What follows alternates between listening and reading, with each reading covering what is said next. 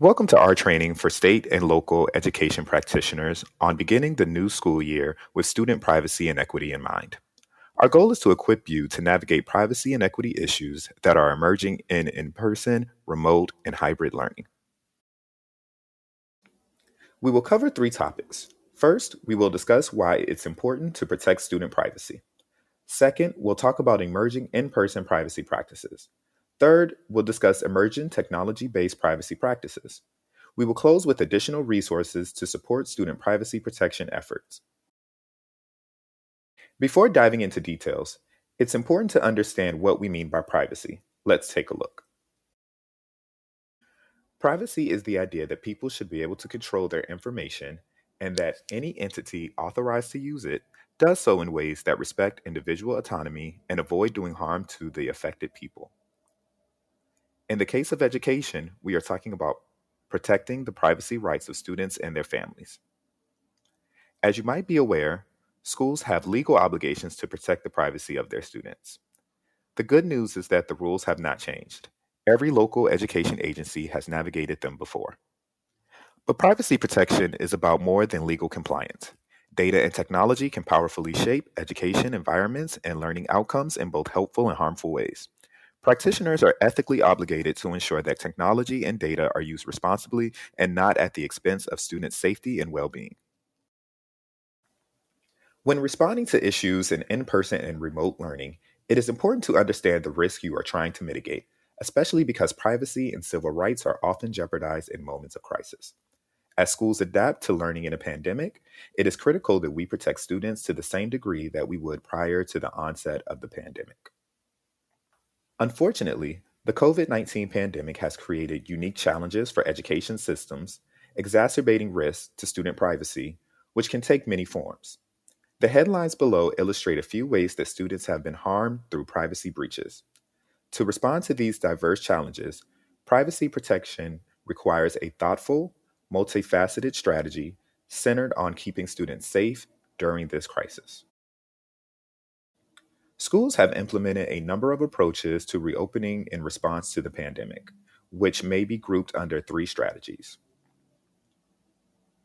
First, schools may have reopened with socially distanced in person learning. In person learning in the COVID context looks quite different from what schools were doing before the pandemic and has required numerous interventions to make in person schooling sufficiently safe. These include providing hand sanitizer, reducing class sizes, restricting activities to those that allow for social distancing, and reorganizing meal times to minimize group gathering and sharing of spaces. Second, some schools have reopened with remote learning. Many remote learning approaches rely on technology, such as laptops or tablets, reliable internet, and video conferencing. These tech based approaches may present substantial equity and privacy concerns, such as access to broadband or sufficient devices and the collection of student data. Finally, some schools have implemented a hybrid approach that combines in person and remote learning. Some hybrid approaches have students come to school in person in shifts and learn remotely during other periods, while others live stream classes so they are available to students both in person and remotely. Next, we will examine some emerging in person privacy practices. Collecting data related to the well being of students is a long-standing common duty of educational institutions, and schools returning to in person learning are collecting new types of data for a variety of purposes. For example, in order to prevent and mitigate the spread of COVID 19, some school reopening plans include the collection of information to assist health agencies in contact tracing and widespread testing. In addition, others are thinking about how to make schools stronger and more equitable in the aftermath of COVID 19. They are trying to better understand the inequities faced by students that were exacerbated by the COVID 19 crisis and how to ensure both the physical and emotional health of their students upon reopening. While these are important goals, they often entail collection of sensitive data, so it is important to consider the privacy and equity concerns they raise. Privacy risk might come in a number of forms. First, overcollection of data poses a risk to student privacy. While it may feel like the best thing to do is to collect as much information about a student's health and movements as possible in case it becomes useful later, this approach is dangerous from a privacy perspective. The more data that is collected on students, the more risk there is for that data to be accidentally exposed or misused in a way that is harmful to the student. Second, anytime data is collected, there is a risk that this data could be breached or redisclosed. Marginalized groups of students, like transgender students, students experiencing homelessness, and students with disabilities, are more at risk if their health information is disclosed or misused, as exposure of this information can lead to bullying, feelings of alienation, and discrimination. Additional privacy risk might include inadvertently disclosing private information. When collecting and handling sensitive data, there is often a risk that sensitive information will be exposed, even when the underlying data is used properly. For instance, if a contact tracer notifies all students in a class that they may have been exposed to the coronavirus, the next day, one class member switches to remote learning. Now, the remote student's health information has been exposed. Finally, schools opting to collect and share data with local health agencies face some legal risks, as federal and state privacy law can be confusing and may not necessarily permit data sharing. Next, we will discuss three emerging in person privacy practices to address those risks. First, schools should consider equity and engage the community by involving students, families, and teachers in planning, implementing, and eventually ending data collection and sharing programs. Second, schools should comply with federal and state law by collecting and sharing student health information only as permitted by the Family Educational Rights and Privacy Act, other federal laws, and state laws. Third, schools should establish formal structures for data and governance, which give faculty and staff the tools to manage student data in a consistent and appropriate way. We turn to each of those three practices next. The first emerging in person privacy practice to address privacy risk is community engagement. Community engagement means involving students, families, and teachers in planning, implementing, and ending data collection and sharing programs. In engaging the community, schools should be transparent and alert families and other stakeholders to both benefits and the risks associated with the program. Apprise the community of the goals of the program, the data being collected, the uses of the data, and any rights they may have to review, amend, or delete collected information, or possibly opt out of the collection entirely. Accommodate parents and guardians who may work multiple jobs or evening and night shifts, speak a language other than English, have a disability, or lack access to transportation or broadband internet. The second emerging in person privacy practice is legal compliance. Legal compliance means collecting, using, and sharing student data as required or limited by federal and state law. At the federal level, the primary student privacy law is the Family Educational Rights and Privacy Act, also known as FERPA. FERPA protects personally identifiable information, or PII, from education records. PII is any information that can be used to identify or distinguish a person either directly or in combination with other information. Examples of PII include students' names, contact information, identification numbers, birthdays, places of birth, individual grades, and health records. FERPA generally prohibits sharing student data without parental consent, but has limited exceptions, including a health and safety emergency exception, which we will discuss next. In addition to FERPA, every state has introduced a bill expressly addressing the privacy and security of educational data.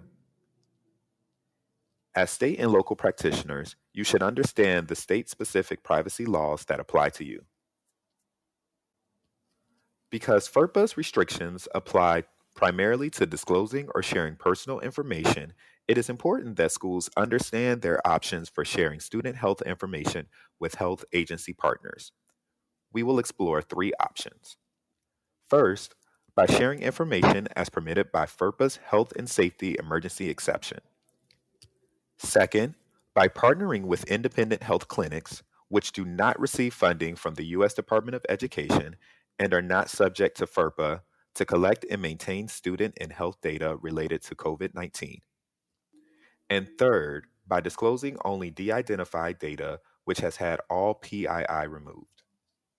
We will explore each of these options on the next slides. The first option for legal compliance is adhering to FERPA's Health and Safety Emergency Exception. This exception may apply if information is disclosed to appropriate parties, such as health agencies or medical professionals, to protect the health or safety of the student or other individuals from an articulable and significant threat to the health or safety of a student or other individuals as determined by school officials. The exception, however, is temporarily limited to the period of the emergency and generally does not allow for a blanket release of personally identifiable information. During the H1N1 pandemic, the U.S. Department of Education advised that the exception could only apply so long as there is a current outbreak of H1N1 in the particular school or school district. The second option for legal compliance is for schools to enlist independent health clinics to collect and maintain student data related to COVID 19. FERPA applies only to education records maintained by or on behalf of an educational agency or institution that has received funds from the Department of Education, and independent health clinics usually do not receive department funding. Note that any student's health data shared by the independent health clinic with the school will likely be covered by FERPA. In the third option for legal compliance, a school may share de identified student information with a health agency.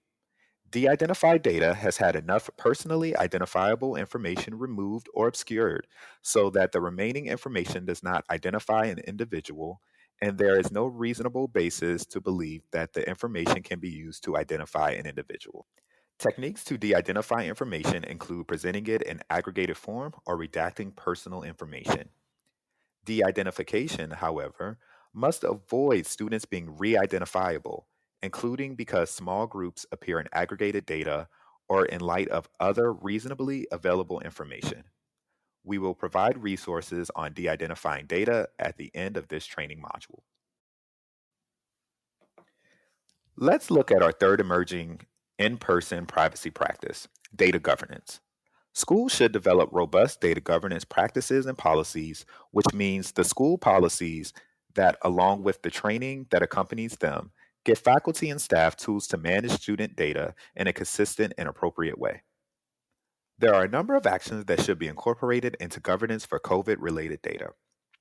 First, establish a formal data governance structure for making decisions about COVID related data, ensuring all the necessary voices are heard for each decision, and resolving any confusion or conflicts about those decisions. This structure should be a continuation of the community engagement process. Second, set explicit goals for COVID related data collection to evaluate the efficacy of the program and to determine if the program needs to be adjusted and when it should be discontinued. These goals and metrics should be also shared with the community. The third action for data governance is to ensure that there are use limitations attached to shared data, such as restrictions on publication, resharing, or reuse. These limitations should be codified in data sharing agreements with other agencies to ensure the data is used as expected. Fourth, determine when and how data will be deleted. This may be in an explicit timeline, such as 2 weeks after the end of the school year, or may be defined by conditions that must be met, such as the development of a vaccine. Fifth, choose secure methods for securing and storing data, where and when possible, data should be encrypted and all data should be accessible only to those who need that access to do their jobs. Insecure methods for transferring data, like email or fax, are susceptible to interception, so do not provide enough protection for sensitive student information.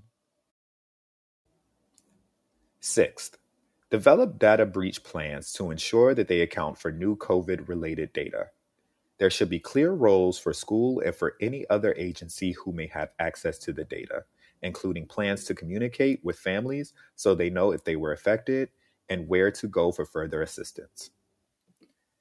And seventh, Enter into a written data sharing agreement with health agency partners. In drafting those agreements, the school and health agency should detail the type of information being collected, the method and purpose of the collection, permitted use of the information, and retention and destruction requirements, including a timeline for doing so. The agreement should also include limitations on access to and redisclosure of the information, administrative and technical measures to ensure security and prevent unauthorized access or uses, and the school's right to conduct audits. Next, we turn to emerging technology based privacy practices, primarily in addressing the technology adopted for remote learning. Many school districts have adopted new technology to help students continue learning in the face of a pandemic. Tech based approaches to remote learning may allow for a higher level of engagement between teachers and students as compared to options like paper packets and may allow teachers to gather data to better understand effective teaching practices. As with any time schools use new technology, it is important to do so in a way that respects privacy, safety, and well being of students and their families. There are a range of risk factors that could apply to technology that was adopted during the pandemic. The technology may not have been designed for an educational context, and consequently may not have been adapted for the issues and legal framework that schools present. Another risk is that ed tech adopted for remote learning may not have gone through schools and districts' normal governance procedures. Unvetted technology could expose information in unexpected ways and may introduce access and equity concerns if it does not include necessary accessibility features or is incompatible with adaptive technology used by students or teachers. To address risk factors that apply to technology adopted during the pandemic and take advantage of its benefits, schools should take three actions. First, schools should inventory ed tech to build an accurate picture of all technology currently in use in the school, including by individual teachers.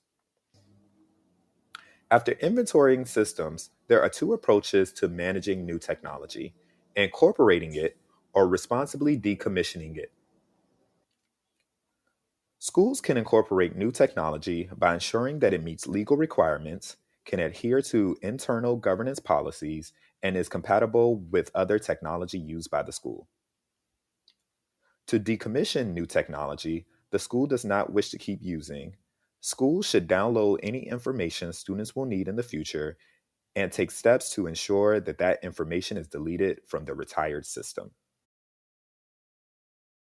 To inventory EdTech, schools should take the following steps: engage with teachers to inventory what technology they have adopted, if any, during remote learning, create an open process, not a punitive one, to ensure that teachers feel comfortable being forthcoming. Take an expansive view of technology to include everything from streaming lessons on Facebook Live to learning management systems. Continue the inventory process in the future, accounting for new technology as it is added to adapt to schools' changing needs. Once the inventory is complete, the school may wish to take the following steps to incorporate new EdTech with existing systems. First, ensure the EdTech complies with federal and state law. Second, review the agreements with the EdTech vendor for compliance with internal data governance policies, such as whether the new technology requires obtaining parental consent for student use, can adhere to schools' restrictions on how data is used by third parties, meets requirements for configurations to ensure the technology performs appropriately and handles data as expected. Third, ensure that the new technology is compatible with existing systems such as student information system, learning management systems, or systems for maintaining files of students' work so that the data from the new technology may be readily used by teachers and administrators. If instead, a school wishes to decommission a new ed tech instead of incorporating it into existing systems, the school should first download information such as students' assignments, grades, or attendance lists from technology for future use in a format that is compatible with existing systems. Second, as necessary, the school should save copies of students' work. Third, the school should notify students, families, and staff of the decommissioning and delete the data, which may require more than simply disabling the teacher account. The tool's terms of service may provide more information on how to truly delete user data. If not, schools may also need to consult with their legal and information technology departments to explore next steps. This training module covered the importance of protecting student privacy, particularly through emerging in person and technology based privacy practices. In person privacy practices, we examined the benefits and risk of data collection and steps schools should take through community engagement, legal compliance, and data governance. Likewise, in technology based practices, we examine the benefits and risk of education technology and how to inventory, incorporate, and decommission new technology. Thank you for participating in this training. We hope that this is helpful in providing an overview of the steps that you can take to protect student privacy in the new school year. This training was based on our report, Privacy and Equity in the New School Year, which can be found on CDT's website at www.cdt.org. Please send us feedback on how we can improve this training, and feel free to reach out to us with additional questions at studentprivacy@cdt.org. As we mentioned, privacy is not new in education, so there are existing resources that can and should support schools during this crisis. In the following slides, we have compiled those resources that offer additional support on many of the topics and recommended actions we covered. We thank you again for your time and for the work you are doing on behalf of students and their families.